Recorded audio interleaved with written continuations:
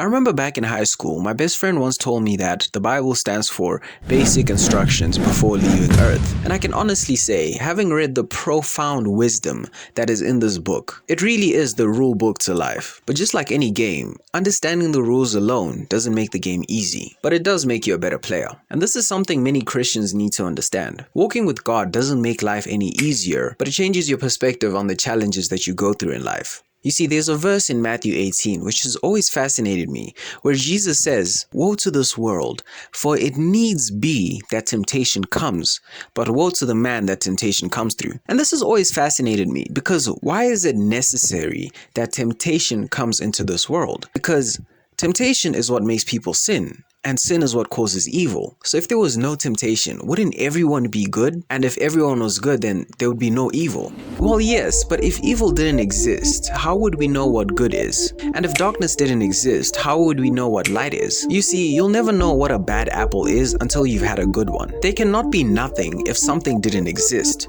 because nothing is the lack of something. Do you get me? The point is, there can't be one thing without the other. There can't be light without darkness, and there can't be darkness without light. Similarly, there can't be good without evil, because evil is what determines how good something is. So what I believe Jesus is saying here is that without temptation, there's nothing to overcome. And if you're not given a chance to overcome evil, how do we know how good you are? Because it's only when you're given an opportunity to do evil, yet you choose to do good, that we can say that you're good. After Adam and Eve ate of the tree of the knowledge of good and evil, God says something very fascinating in Genesis chapter 3. He says, "Behold, the man has become one of us, knowing good and evil. Now lest he put forth his hand and take also of the tree of life and eat and live forever." Let's remove the tree and, goes on to the rest. But the point I want to highlight right here is God saying that he has become as one of us, knowing good and evil. So that means God knows good and evil, but he always chooses good. This is why he's good. Now, this is what it means to be a child of God, to know both good and evil, yet always choose good. Now, Jesus is not the only one that says this. The Apostle James in James 1 verse 2 says this, "My brethren, count it all joy when you fall into diverse temptations, knowing this, that the trying of your faith worketh patience. But let the patience have her perfect work, that ye may be perfect and entire, wanting nothing." So what James is saying here is that it's good for you to go through temptations, not because temptations are good, but because through temptations you learn to overcome. The reason you have challenges and temptations in your life is because you're supposed to overcome them. 1 Corinthians 10:13 says, "There is no temptation that has overcome you except such that is common to man.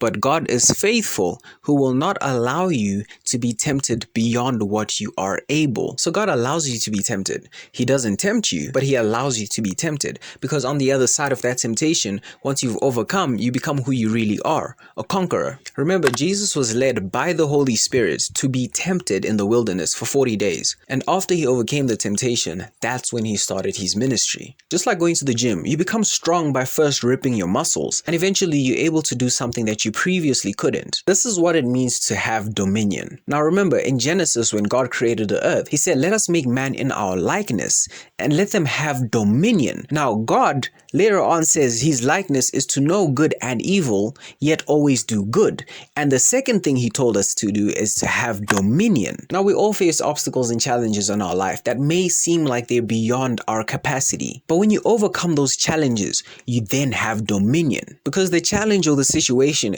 is telling you that you cannot do it, but you telling the challenge that I know who I am and you don't tell me what to do. I have dominion over you. So even though you telling me I cannot do it, I will show you that I can do it. A practical example is the great Thomas Edison, who created the first light bulb. But before creating it, he failed countless times, failure after failure after failure. His circumstances were telling him, "Dude, this thing that you're trying to do is impossible. It's never been done before. No one knows what you're talking about. And frankly, no one believes that you can do it." But he said to the situation and the circumstances that I know who I am and I know the idea that I have. And even though it's not been done before, I know who I am. And because I know who I am, I will have have dominion over you, circumstance. You will not tell me what to do, but keep talking and I'll show you that it will be done. And eventually, after failing 100 times or more, he finally made the first light bulb. He brought into existence something that never existed before. Everything is impossible until someone does it. This is dominion. To look at your circumstance, and even though it's telling you the opposite of what you know,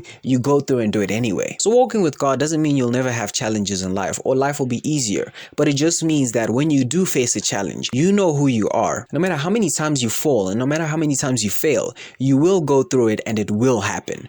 This is to have dominion. And this is why Jesus says it's necessary for there to be temptation in this world. Not that we fall, but so that we can rise and conquer and fulfill what he has set us out to do, which is to have dominion, even over the temptations. And Jesus literally says, if any of you have faith as small as a mustard seed, you will look at this mountain and you will tell it, remove yourself and throw yourself into the ocean, and it will do it. So in our lives, when we do go through challenges and when we do go through trials and temptations, let us remember that we have dominion and we're supposed to exercise that dominion. And no matter how many times we fall, we should get back up as the righteous man always does. Yeah, I have no outro. So if you made it this far, thank you. I hope this blessed you.